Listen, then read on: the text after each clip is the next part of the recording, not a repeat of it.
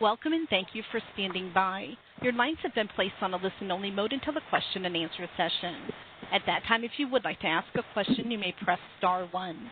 Today's conference is being recorded. If you have any objections, you may disconnect at this time. And now I'll turn the call over to Chad Ettinger. You may begin, sir. Thank you, operator. I'm Chad Ettinger. I'm excited to welcome you to our fourth Knowledge Works webinar, partnering with workforce programs to provide non-custodial parents with employment services. Before we get started on that, did you ever hear a one-man acoustical jam? Let's hear from John Mayer. Let's hear him play a little one-man acoustical jam. Tristan, play the video, please.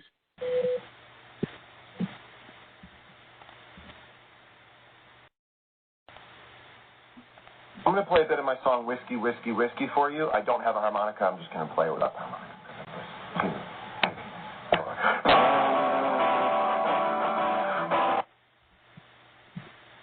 Okay, audience, you heard that. You may not have seen the video. That didn't quite work right, but you heard it.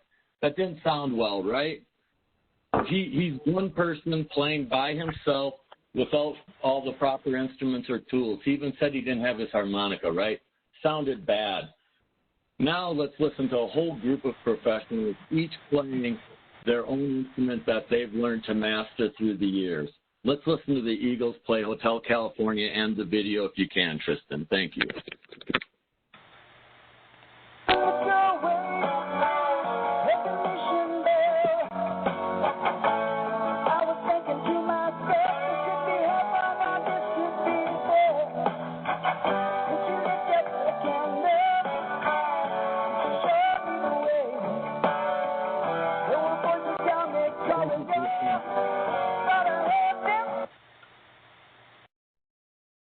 I'm going to sit back to the PowerPoint. Didn't that sound much better?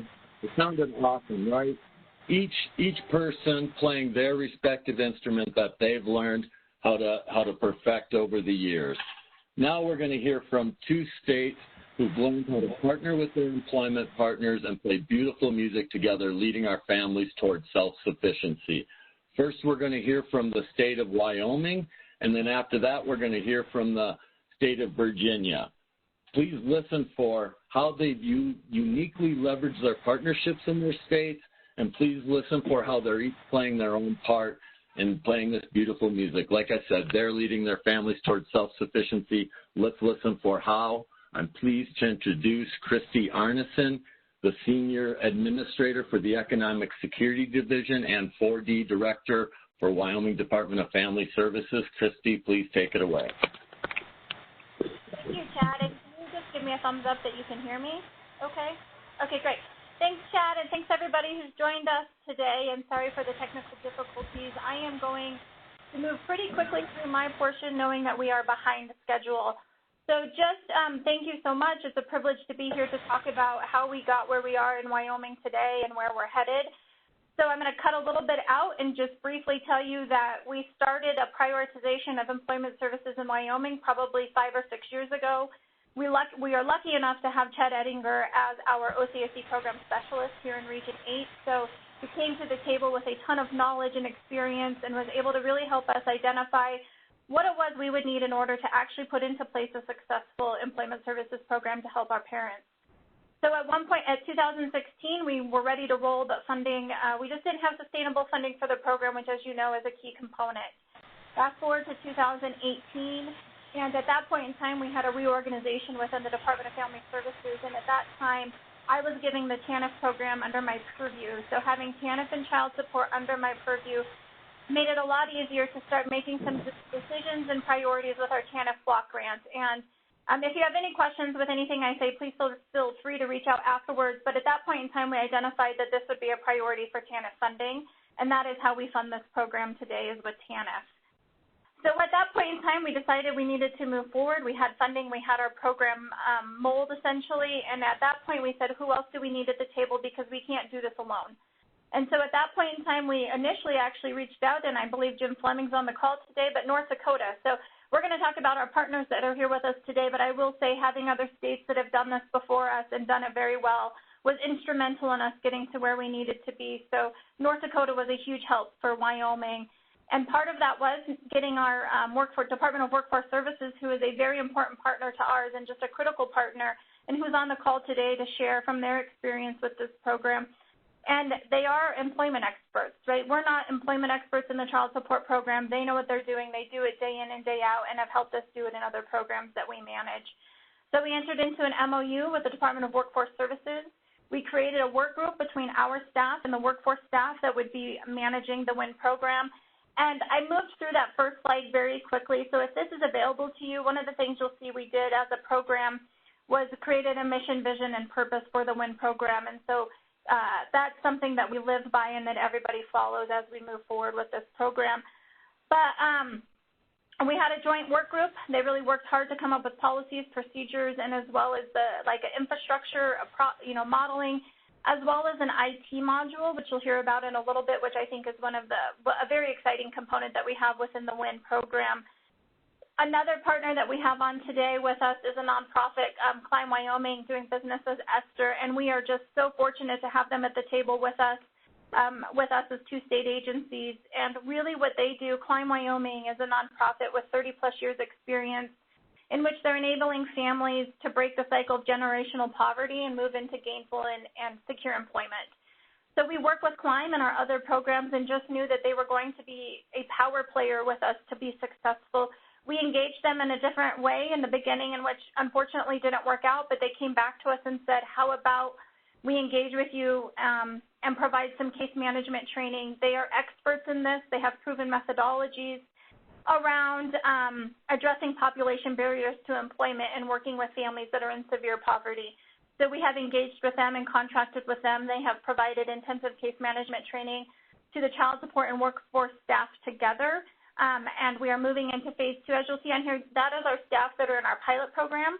We started a pilot program, and I believe we're ending that at the end of next month. We had a year-long program. And phase 2 of our work with Esther is really continuing to help our staff fully understand how, when they effectively collaborate with one another, it really helps support our participants and move them to success and move them to gainful employment.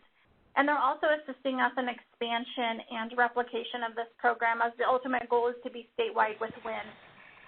And as we talk about expansion, another piece of that will be hopefully to bring more partners to the table that we have today. More people, more partners to help us with employment and just across the state so that we can help move parents to successful employment quicker and more efficiently. But as we move forward, as you'll see, as I mentioned, we had a pilot, and we're moving forward to statewide implementation, and hopefully we'll start rolling that out at the beginning of 2022. And as I hand it over to Clark Hunter, it would be remiss to say that, if I didn't say that Clark has been instrumental in getting us to where we are today. He joined us just over a year ago from Mississippi and just jumped in asking no questions and just took the lead. And so for me and for the child support program, he has just been instrumental. And we couldn't be where we are without him. And like I said, if you have any questions, feel free to reach out. That was very fast, very high level. But I will kick it over to Clark to kind of run through the rest of our slides. But hope you enjoy what you hear and learn something from us as we continue to learn from all the other states that have been doing this. So thank you very much. Thanks, Christy. And as she said, I'm Clark Hunter, Regional Program Manager for Child Support here in Wyoming. Because one of the main goals of this webinar is to discuss the partnerships that we have between workforce and child support. That goes into our MOU, our Interagency Service Agreement that we have set up between child support and the Department of Workforce Services. I won't go through all of it, but I'll hit 3 highlights that I find interesting. I've received multiple questions from agencies around the country regarding on how we fund our WIN program, and more specifically, how we fund it with TANF dollars. Well, here in Wyoming, we are lucky enough to be able to ensure that our WIN program is fully funded by TANF, and our TANF reserve in particular. I don't have a lot of time to go in depth because we are behind, but my contact number is on the last slide, so feel free, reach out, questions. If I don't have answers, I can find them. Probably my favorite part of our MOU is our provision for co-enrollment. Child support did not want to reinvent the wheel when we decided to get into the workforce arena.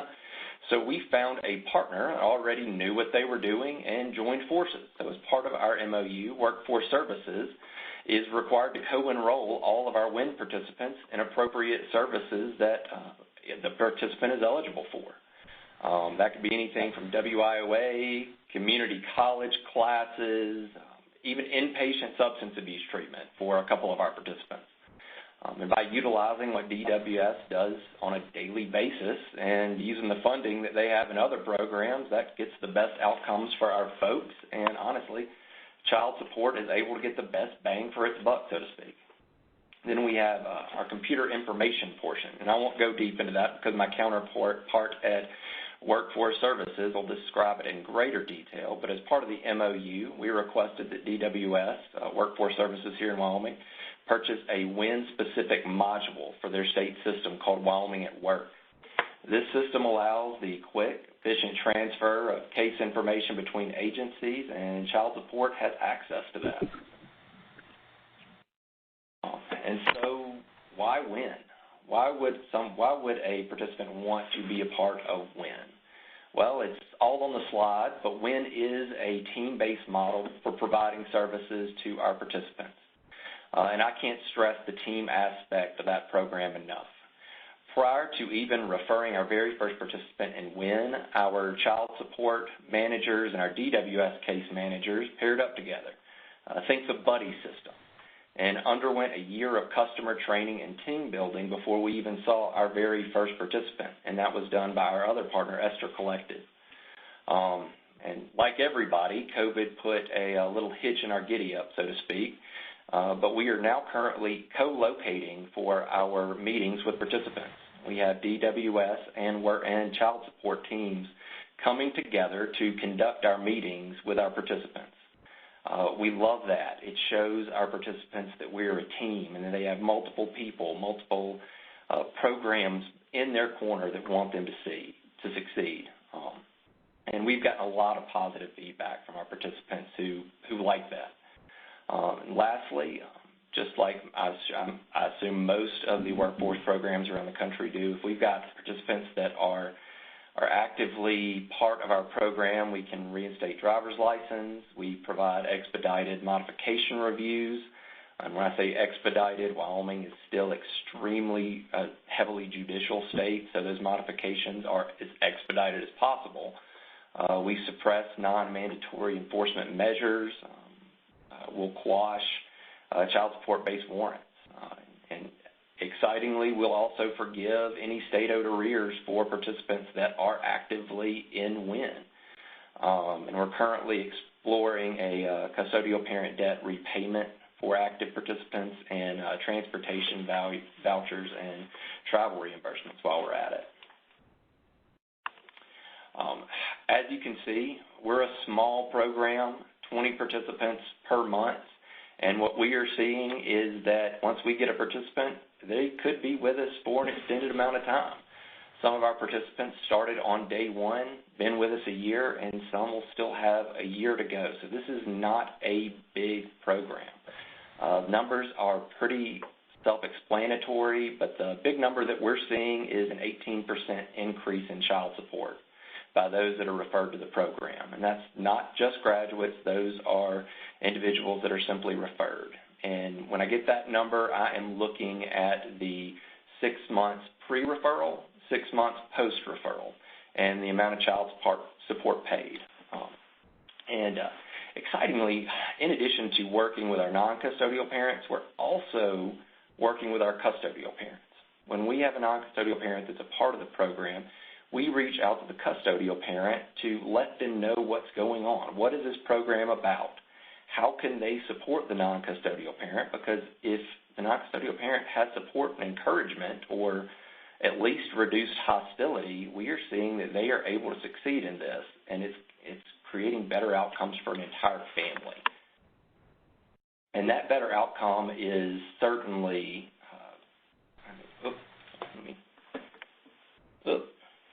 I don't know how to go back, but the last slide said Joseph's story. Thank you so much for going back for me. Joseph is one of our outcomes that has been a success. Joseph was a felon on probation from another state, and I met Joseph because he was on a contempt docket. But prior to contempt, we have pretrial diversion. And so as part of that pretrial diversion, I met with Joseph, let him know about WIN, and what what he was expected to do if he participated in WIN rather than being incarcerated for contempt. Joseph showed up at his first meeting at the DWS office, but because of COVID, I couldn't be there personally, but there via video conference instant message, so able to answer questions as they came up. Joseph left that meeting having my phone number, the DWS case manager's phone number, and when I say phone number, I mean cell phone number.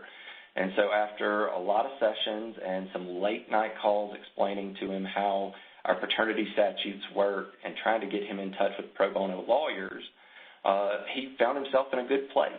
However, that good place changed when he found himself in the wrong place at the wrong time when Wyoming law enforcement found out that he was in Wyoming in violation of his probation. So we had to send Joseph back to the other state that he came from. However, myself and the case manager worked closely with probation in the other state, convinced them that Wyoming was the best place for Joseph's future, and got him back up here where he could spend his probation in Wyoming. We got him back in the program. In addition to the workforce counseling, Joseph got, I'd say, relationship counseling from the DWS case manager. Convinced Joseph to reach out via text message with a custodial parent frequently. That here's what I'm doing, here's the programs that I'm in, here's the training that I'm receiving. And after months of that, the custodial parent trusted Joseph enough to see his kids for the first time in months, years. He was able to take his kids fishing. And after a lot of fits and starts and a lot of interviews, we found Joseph the job that fit his skill set, his temperament, and now he is fixing to graduate next month and is making all of his current support payments. He's doing a great job. And just that dedication is what we're seeing from all of our DWS partners. And one of those is the program manager for DWS, and her name is Chris Wiederspan, and I'll let her take it away. Thank you very much, Clark. Can everybody hear me okay? Okay, good. I've been asked to give just a brief overview of the Wyoming Department of Workforce Services, and so I just want to start, and again, I'll be quick as well, but start with our agency consists primarily of 3 overarching divisions, starting with workforce standards, which is where you'll find workers' compensation, OSHA, labor standards, employment tax. We also have policy and communications, which is where our policy development and distribution is located, as well as outreach. This is where you'll find our Workforce Development Council and the WIOA program, as well as our research and planning department. And then there is our workforce program, which is where I sit, as well as the WIN program. This is where you'll find our local one-stop workforce centers. We currently have 20 sites around our state. This is where our workforce specialists work directly with individual customers as well as our businesses. This is where many of our state and federal programs reside, and they are administered by our workforce specialists. And this really allows a seamless co-enrollment of all of our different programs, including WIN, and that's what's so exciting. This is also, workforce programs is also where you will find vocational rehabilitation as well as unemployment insurance. This is great to have all of these agencies and divisions located because our WIN participants have ready access to all of our services under one roof. Then I know that Clark mentioned a little bit about our Wyoming at Work. Wyoming at Work is our online labor exchange and case management system. All of our WIN participants are registered in Wyoming at Work and have access to all of the services that are provided within. Many things available in Wyoming at Work, including our job listings and job matching. Many assessment tools are available in Wyoming at Work. Free training opportunities are available within the system to all of the registered individuals. Labor market information, case management system, which includes our fiscal management and program reporting. We were able, like Clark said, to purchase an online module specifically for the WIN program, which allows us to enroll all of our WIN participants and monitor the services that we provide to them. So this is done through documenting the activities that we provide, through budget planning, through payment processing for participant supporting services and expenses, as well as creation and management of our case narrative. The best thing about this is that our child support partners are able to view all of the information on our WIN participants, including the case narrative, so that they're able to keep current on what's going on with our participants and able to better be prepared and ready to assist when needed, when necessary. They're constantly kept up to date in that respect. Both Clark and Christy mentioned that, we've been building this program for quite some time, and it's been challenging as we work with our child support partners and with our workforce service case managers. But we've been blessed to have a partner in Klein, Wyoming, and the Esther Collective. So I'd like to hear more about that, as I'm sure you would. So please let me introduce Dr. Ray Fleming-Deneen. Hello, everyone. Can you hear me okay? Good. Sorry you can't see me this morning. And if we'll flip to the next slide, Christy did such a beautiful introduction of understanding who Esther is. We've entered this WIN partnership as a training partner. And what's been so exciting, because we as training partners can step back and see what amazing job leadership in Wyoming has done to say, hey, let's bring two big agencies together to accomplish this. And they did it during COVID. So they were brilliant in knowing that they could have us come on board to really help the facilitation of this integration. It is not easy to bring two agencies together, to work together, and we meet bi-monthly. The dedication of this leadership and staff has been phenomenal, and that's what's really moved this project forward, especially with the struggles of COVID. Also, they knew to jumpstart the skill building because these teams are approaching these non-custodial parents, and all of you on this call know that these are challenging individuals. So it's just so nice that these teams have come together. We've done skill building together so that they can approach these customers, these individuals with such compassion and as a team. So they're ready for them to enter their doors and really encourage them to make a change in their lives. So I just want to say that I'm honored to have had this opportunity with WIN, and we're moving forward. So it's very exciting to work on this team, and you can tell from the initial outcomes how strong a partnership we have going here in Wyoming. Thank you.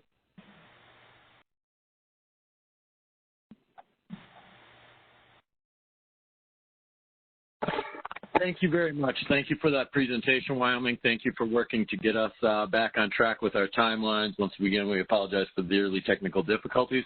Without further delay, I want to turn it over to the state of Virginia, and it's my pleasure to introduce Craig M. Bersham, Deputy Commissioner of State Programs, Virginia Department of Social Services. Craig, please take it away. Thank you, and good afternoon, everybody. I would like to talk a little bit about our family engagement services that we provide in Virginia. And we started this back in 2011, and just as Christy said, we kind of reached out to our partners, our other states, our other directors across the nation, and took a little bit from each of what they had to provide and sort of built our own family engagement services. It was initially called the Family Engagement Program, and now we've really expanded it into a whole a lot of services. And really the initial impetus for it was to provide intensive case management to several groups of our non-paying parents. And what we had found is we had done such a great job automating our system that we could send out a letter in 10 seconds if you were 45 days delinquent on your child support. But what we found is some of our workers weren't picking up the phone and talking to our customers. And so really that's where the Family Engagement Program started to focus on getting back to talking face-to-face with our customers. And these groups of folks that were non-paying included those parents that were reentering after release from prison, parents who were at risk of being referred to civil contempt in the court system, and parents who had just all kinds of multiple barriers to employment, whether they weren't citizens or they had language issues or even hadn't received their GED. So we provide a range of resources and referrals for parents needing such things as transportation, housing, health care, substance use treatment, veteran services, educational services, and employment services.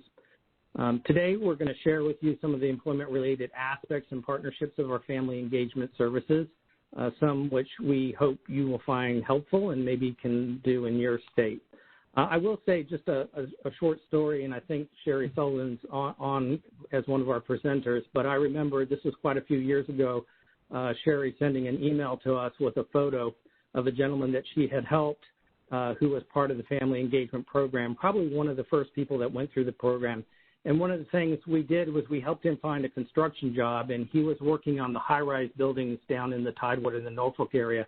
And he was up several hundred feet sitting on an iron beam, and he took a selfie of himself and sent it to Sherry, and he had his brand-new work boots that we had purchased for him, and he had this big grin on his face, and he was just so thankful. He sent this personal message to Sherry thanking her for all the work she did. And that's really what it's really about to me, is connecting our workers to the people we serve and helping them get back on track.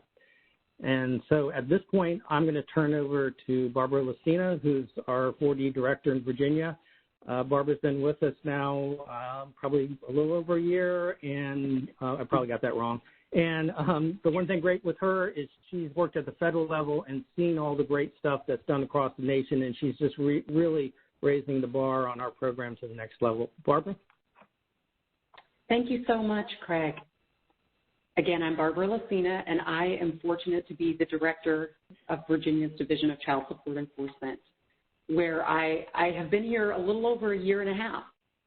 I arrived at the end of January of 2020, so it has been fantastic. I'm so fortunate to have joined a team of enthusiastic child support professionals who are pursuing continuous improvement of all of the services that Virginia provides to parents and families. And so when I joined this team, they were already rolling on family engagement. And a piece of that, of course, is the partnering workforce and community service providers on employment for non-paying parents. So I didn't need to convince them of anything. And I feel pretty confident, actually, that by now, at least it seems, that not many of us in the child support program need any more convincing that our program should take an active role in connecting non-paying parents to employment services.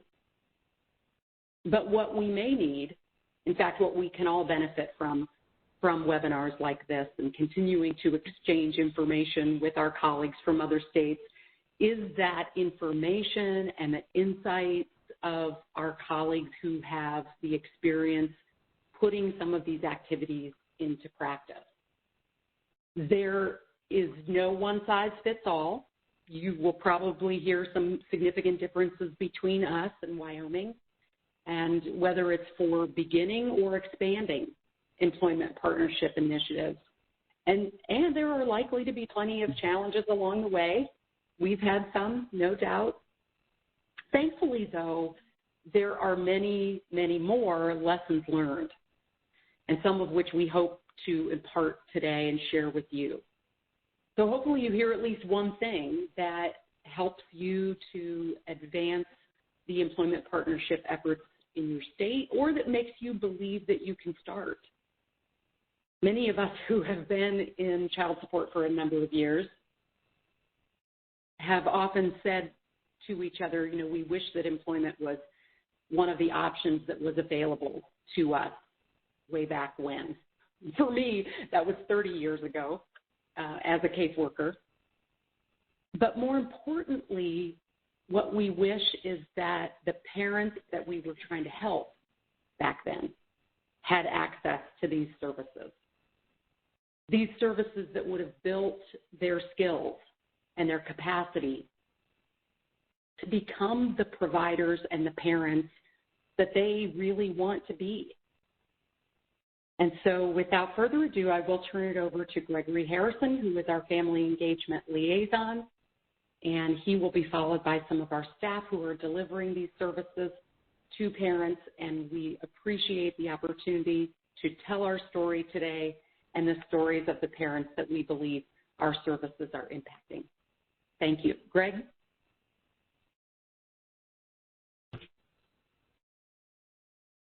If I can get the slide to participate, I will start speaking.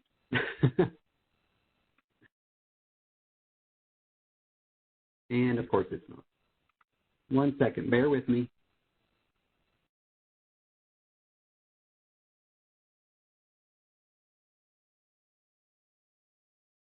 Well, it's not cooperating, so I'm just going to continue on. So thank you, Barbara and Craig, for your wonderful introduction. Your unwavering support of this program is very much appreciated and one of the keys of success for our family engagement program. Good afternoon. My name is Greg Harrison. I am the Special Assistant to the Western Regional Director at the Virginia Division of Child Support, and in that role, I also serve as the Family Engagement Services, or FES, liaison. In this role, I have the privilege to work with our amazing family engagement caseworkers to provide support, assistance, and program development. Before I get started, I just wanted to thank OCSC for inviting Virginia Child Support to be a part of today's Knowledge Works webinar. We really appreciate the opportunity.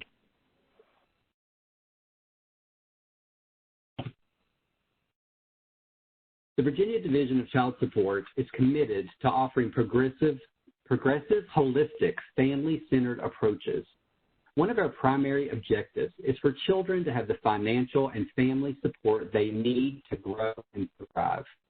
FES works to accomplish this by engaging the non-custodial parent to increase self-sufficiency by earning a living wage, increasing career-related work skills, and improving their competitiveness in the labor market. FES works closely with parents to identify and overcome barriers that limit their ability to support their child through proactive collaboration with community partners and other governmental agencies. These partnerships assist with increasing the frequency and amount of child support payments, creating greater cooperation between parents, and fostering greater family self-sufficiency. The program consists of both proactive and reactive outreach to connect parents with services and engage families in success. We have multiple avenues that a parent can be referred into FES once they have been identified as having barriers to payment compliance. They can be received from our establishment or enforcement workers directly by the non-custodial parent who can then self-refer. Another point of entry into FES can also be made after the case has been sent to court for a show cause, and the judge can court order the individual into FES services.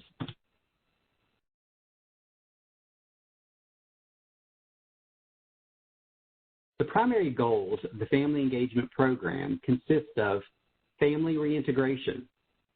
In FES, we assess each case to identify any access and visitation issues the parent may have and offer additional support services to the parents, such as mediation and fatherhood programs.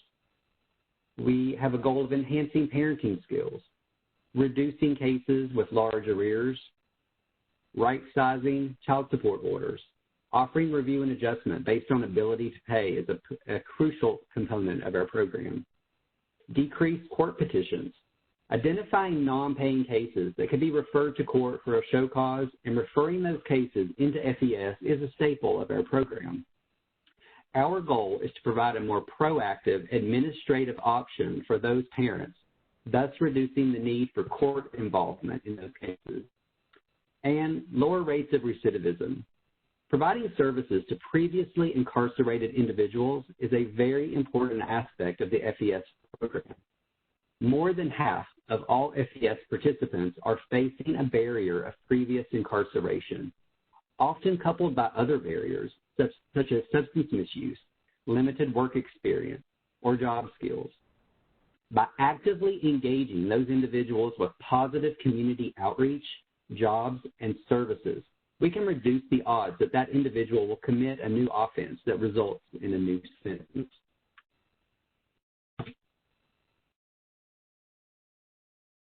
slide shows the current barriers that are identified by our current family engagement participants. It is very important to note that you will notice that the percentages on this pie chart do not equal 100%. Why is that? Because many of our parents report multiple barriers to payment compliance. These complex issues alone can be difficult, but when coupled with additional barriers, they can become overwhelming. One of the jobs of the FES case manager is not to only help the parent identify the barriers, but also develop a comprehensive case plan that breaks down these complex issues into action steps the parent can follow with assistance from the FES case manager on their road to success.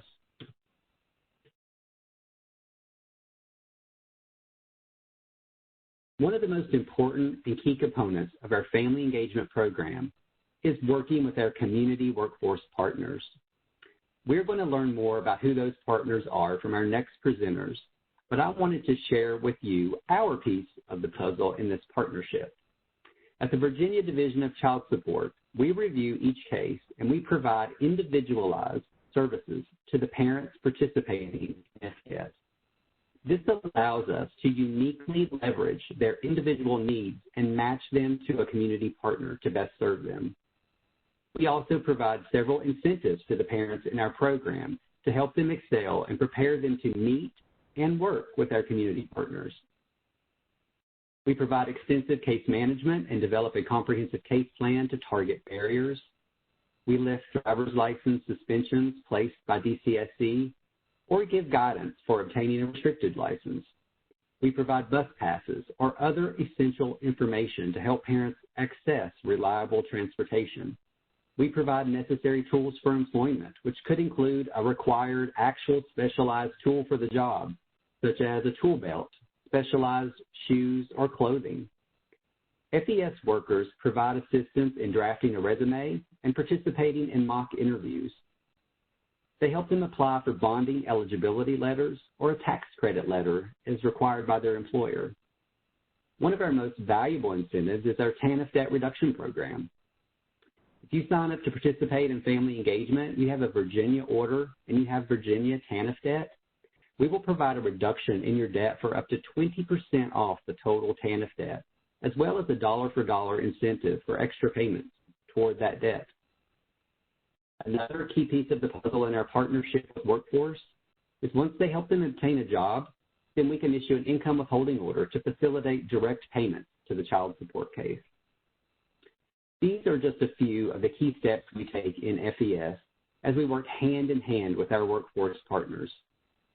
We are excited to say that we are also exploring new opportunities to enhance current FES services and staff with additional skill sets such as alternative dispute resolution and incorporating procedural justice methods into FES, such as case conferencing. That includes the custodial parent in the conversation to identify barriers.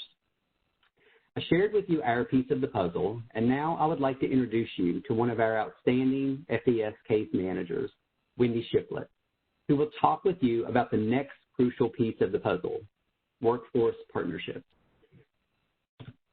Good afternoon, everybody. Can you all hear me okay? Yes, that's great. Thank you. Good afternoon. My name is Wendy Shiflett, and I am a family engagement case manager in the Shenandoah Valley. The list of partners providing employment services to parents in Virginia includes statewide agencies with specialized services. The Department of Labor and Industries apprenticeship program facilitates agreements that lead to better skilled staff making higher pay. The Department of Education oversees the Office of Career and Technical Education, providing job-specific training followed by employment assistance. The Community College System's Workforce and Continuing Education program offers job training with guidance for funding and employment. The Workforce Development Boards collaborate with statewide and local agencies, overseeing workforce centers, even sharing offices with partners such as the Virginia Employment Commission, which allows for easy access to multiple services. They also manage the Workforce Innovation and Opportunity Act program, offering free or low-cost training in high-demand fields to qualified applicants. With staff at each workforce center, They assist these parents one-on-one, providing guidance and employment. Other partners providing employment services to parents focus on distinct populations, such as those previously involved in the justice system, those with substance use disorder, special needs disabilities, mental health concerns, along with TANF recipients and veterans.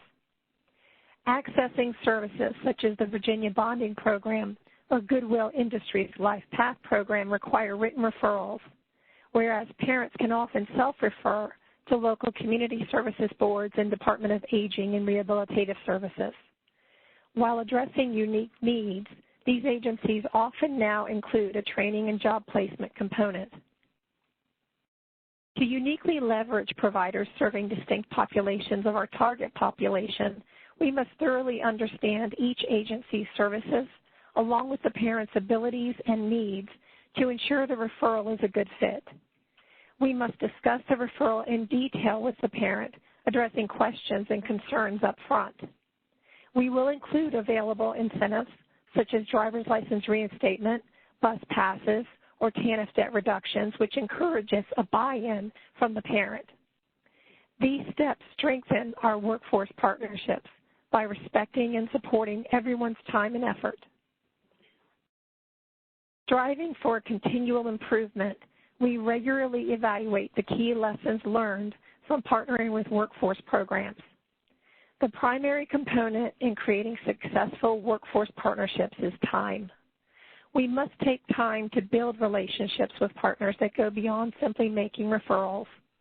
Take time to understand the parent's limitations while alleviating barriers within our control. We must take time to attend and present at reentry councils, workforce groups, and resource fairs, using these platforms to network and brainstorm with a variety of stakeholders. And we must take time to create a detailed service plan with each parent, including a written action plan, laying out the end goals as well as the smaller steps required. We should also provide each parent with a program folder, which they can carry to meetings with referral partners. This program folder helps them stay organized and focused while keeping the partner informed of their progress.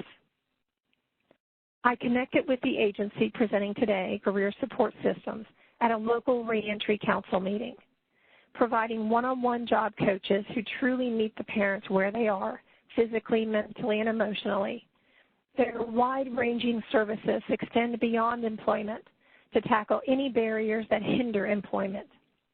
I will now let Mr. Elwood expand on his services, but I want to add that without their unique and determined approach, some of my most difficult to employ parents would have been lost. I sincerely thank you, Mr. Elwood, for being here today. Thank you, Wendy. My name is Lance Elwood, and I'm a company co-founder and the Director of Business Development. We founded Career Support Systems in 1994 as a supported employment agency, primarily working with folks with disabilities. But in the years that followed, we recognized that our services could be modified to serve additional populations of folks with challenges and barriers to employment. Today, we're a nationally accredited statewide employment service organization, and we serve a very diverse population of individuals who need assistance to successfully enter and remain in the workforce. In addition to our work with people with disabilities, we now manage 4 TANF grants administered by the Virginia Department of Social Services. With a focus on underserved populations and underserved communities, our grants are structured to allow us to easily port our employment services and the funding for those services directly to our community partner agencies. Using a targeted outreach to state and local agencies and organizations, we've established 72 community partners that refer to us, including local departments of social services, reentry organizations, federal and state probation and parole offices, workforce development boards, and of course, the Virginia Division of Child Support Enforcement. Our statewide partnership agreement with Child Support Enforcement allows us to serve non-custodial parents who are referred to us by local offices within our catchment area. We currently work very closely with the local offices to help determine which customers might benefit from services. Then they submit a simple one-page referral form. We schedule an intake and assessment, create a service plan, and then we get to work. One key feature to our success with all of our partner agencies is our team approach to service delivery. We regularly staff cases with our partners and keep each other informed of developments that might impact services as a case moves forward. And because many of those referred come to us with a history of incarceration, engagement and trust building are essential to our success. The following are a set of overarching strategies used during the life of a case as guiding principles. First and foremost is the establishment of rapport and trust with the customer. This is seen as critical to a population that is often mistrustful of government services and who may have a wary or even adversarial stance with DSS, VR, and or probation and parole entities. Specific strategies in this regard include 1, meeting with project participants outside of the referring partner's offices. 2, identification of services as part of but separate from the referring entity's services. And 3, giving choice to the recipient wherever possible within the referring entity's mandates. And finally, asking open-ended questions that allow the recipient to tell their story. Finally, we focus on building self-esteem and a sense of self-efficacy. When many project participants have experience with domestic violence, efforts to build self-esteem become even more critical and must be addressed on an individualized basis. Like successful accommodations for people with disabilities, discovering appropriate blocks to build self-esteem is an individualized process. However, some techniques used with success include increased attention to grooming and hygiene, emphasis on an individual's interests and strengths, and location of a work experience or an employment setting that's supportive and provides a variety of opportunities for the development of natural supports. I'll begin to wrap up with a very brief description of some of the services that we make available to our customers. First, job development.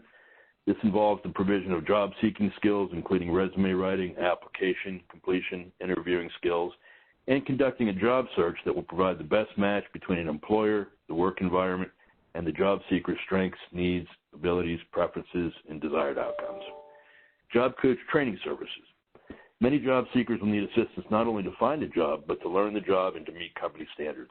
For job seekers with this level of need, we deliver job coach training services. Job placement. Many job seekers will require significant assistance to identify and secure a job that's compatible with their strengths. They may not, however, require intensive support to succeed on the job, and for those folks, we provide job placement services. Job accommodation. This involves working with employers to identify modifications to the job or the way the job is performed to enable qualified people with disabilities and or other barriers apply for and to perform the essential functions of their positions.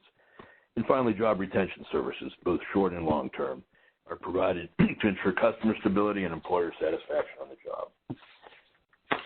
These services help to overcome barriers to employment by 1, ensuring thorough assessment of the individual and how his or her strengths, limitations, and personality can be integrated successfully into a job site.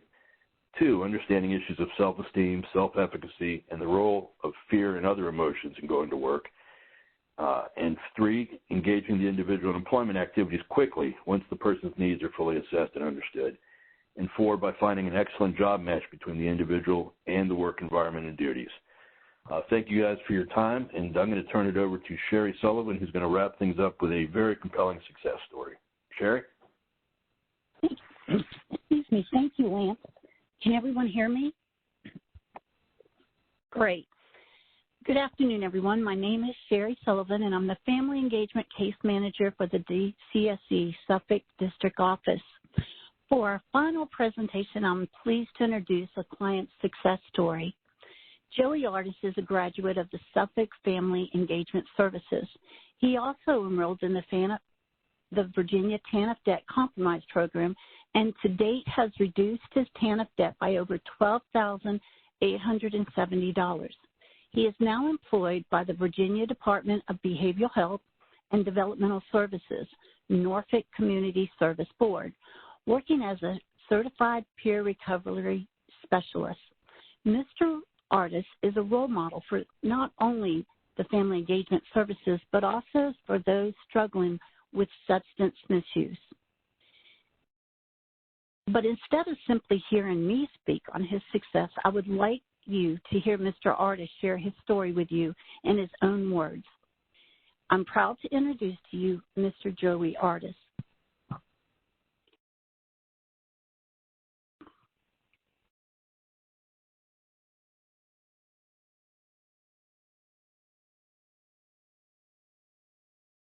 looks like we're having some video technical difficulties. So what I'd like to do is at this time share with you.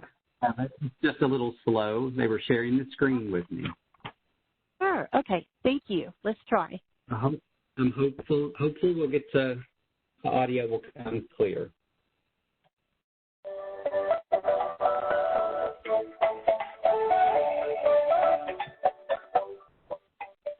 Good morning. My name is Joey. I'm an addict in recovery. I was raised in a single family home, a single parent family home, which it was kind of hard. When I grew up, it was not so good. I had 4 sisters. I'm the oldest boy, and then it's my brother. I started out about 15 years old, doing alcohol and drugs. And I really didn't get into trouble till I was 18 years old.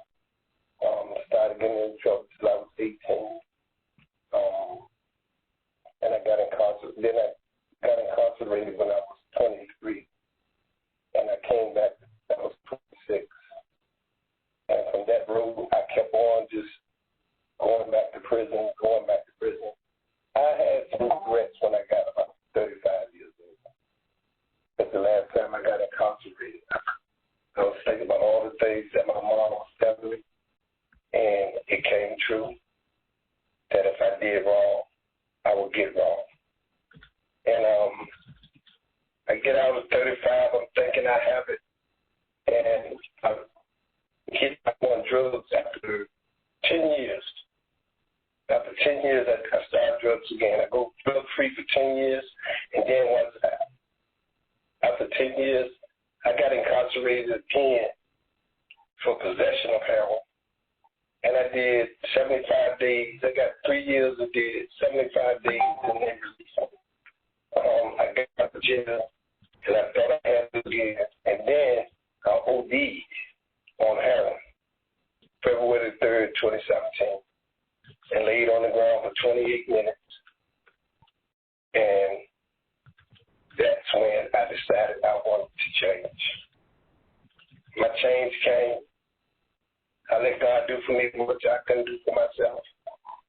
And I started doing groups at probation and parole in Suffolk, Virginia, and Frankfort, Virginia. And I had to do internship of Thank You for the Change with the reentry inmates. They thought it would be a great experience for somebody that had already been incarcerated and back out and on transition. It was kind of difficult at first, but I wanted new challenges. I wanted new changes in life. So what I did was just accept the challenge and the change. And Miss Melody Rogers allowed me to find a family engagement program. She made an announcement. Little did she know that she was talking to me also about the family engagement program to reentry inmates, how they could help you with child support. A little did I know that they could help you with driving license, employment, Medicaid, give you insight on life, Miss Sullivan. Miss Sullivan has been my angel. And I know this program is not just about Miss Sullivan, but I know has been my angel from day one. Through my trials and tribulation, encouragement she gave me. She gave me information on food pantries during the pandemic and as well as before the pandemic. She's called a probation and parole office, to let them know that I was on the right road, doing the right things. And she also called DOC to help me get a job in peer counseling.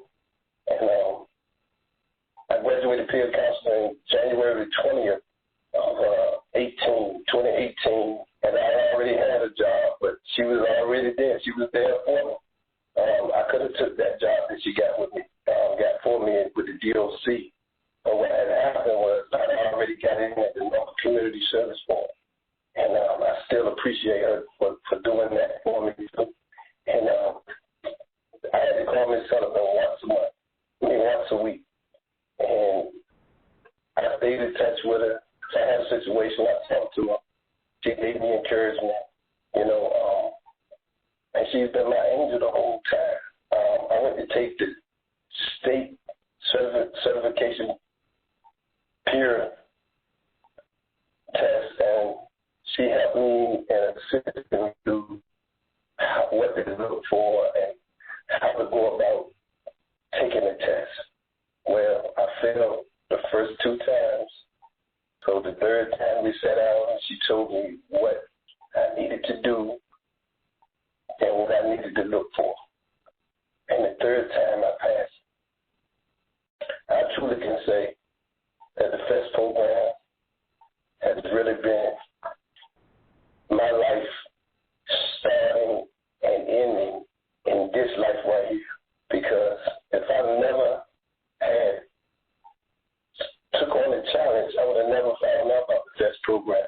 The FEST program has been the best thing in my life as of this day right here, and I knew that I wouldn't be as far as I am now in life because I had no driving license, I had no job, I didn't even have no Medicaid or Medicare. I had nothing to help me to get back to my life, and the FEST program provided it for me. And I want to thank the FEST program for everything they have there. And anybody that needs a new start, re-entry, convictions, felonies, the FEST program is where you need to be. My name is Joey. Thanks for letting me share today.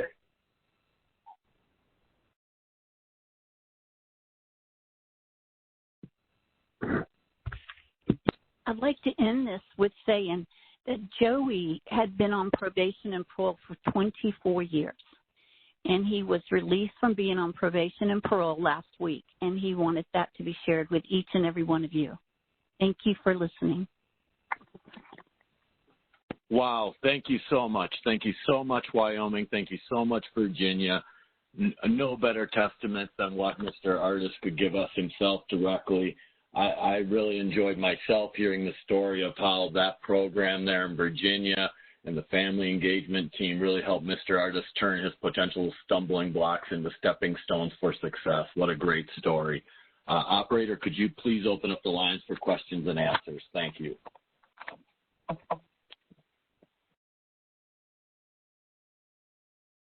Thank you. To ask a question, please press star 1. Please ensure that your phone is unmuted and record your name clearly when prompted. And to withdraw your request, please press star 2. Thank you. While the operator waits for questions, I'm going to pose a pending question to the panelists in case we have a delay for questions. I'm really wondering if any of you have learned one thing that you know today that you really wish you knew when you got started on this, and what would that piece of information that you learned, the number one thing that you learned that you know today, what do you wish you would have known when you got started? Operator, do we have any questions yet? No questions on the phone at this time. Great. Barbara, Greg, Clark, Christy, anyone? Is there something you know today that you wished you knew when you got started? I would like to actually pose that to Wendy Shiflett. You know, Wendy's been around in our family engagement program for a very long time. So she's been with us from the beginning and through many of the transitions that we've had. I would be curious to hear, as a family engagement worker, is there anything you've noticed change or that you wish you had known or changed? I cannot emphasize enough how important the reentry councils have been to the work that I do. When I was first taken to the reentry council, because child support is seen as an agency that provides barriers as opposed to alleviate barriers, it was so important to get in there to help people understand that the program, what we were doing with the program, yes, child support still had enforcement actions, but within this program, we could do something a little bit different. And that really took some time, but at this point in time, the reentry partners are just unbelievable. They are so helpful to our clients, and they are such great connections, and also reaching out to me to get information about the program that they then share with others, so that the good information, the good things that we're doing, and the ways we're moving forward, dispelling those myths from the past, or letting them know how things have changed. Those partners are such advocates for the program. I regularly get calls from clients that have child support cases. The partner doesn't call me. They just pass on my name and number, which is what I tell them to do. Just pass it on. And the client calls, and they might not need the program, but they just have questions about their case. And so we have a chance to talk, and we can talk about how we can help them, or talk about other resources they hadn't considered, even if they don't join the program. That is such a success. And so anybody who is not in touch with their reentry counsels in their area, I encourage you to do that. Great. Thank you. Thank you for that piece of information. Operator, do we have any questions from the audience? Questions on the phone at this time? Great. Would anybody else like to add to that from, since we heard a little bit from Virginia, anybody else want to answer that question from Wyoming or other panelists from Virginia? Sure, Chad. I'll chime in, and I will agree with Barbara. From a program manager standpoint, this is not a one-size-fits-all program. And what we have found out that we started out with a top-down policy. It's like, okay, we're program managers. We know what we're doing. Let's build a program. That policy's in the garbage. It was, let's get on the ground, let our case managers do what they do best, and then tell us how to run the program and build that policy around what they found. So that has certainly been my biggest takeaway. Yeah, great insights. Once again, I can't thank our panelists enough. Thank you to the state of Virginia, the state of Wyoming. These resources are designed by states for states. OCSE is merely a conduit for these services. Thank you, everyone, for joining the KnowledgeWorks webinar today. We have 2 upcoming webinars we're working on in the near future. One will be about sharing information between program partners, and then another one will be specialized and focused in on the enhanced child support services that are being provided by the child support agencies in these partnerships. Thank you all for joining today. Thank you again to our panelists. Have a nice day. Bye. Thank you. Thank you.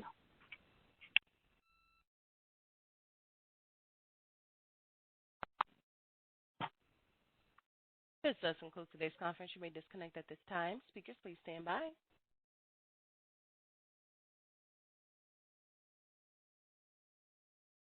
Hello, this is the operator. You all are in post-conference, and I'll get your final line count.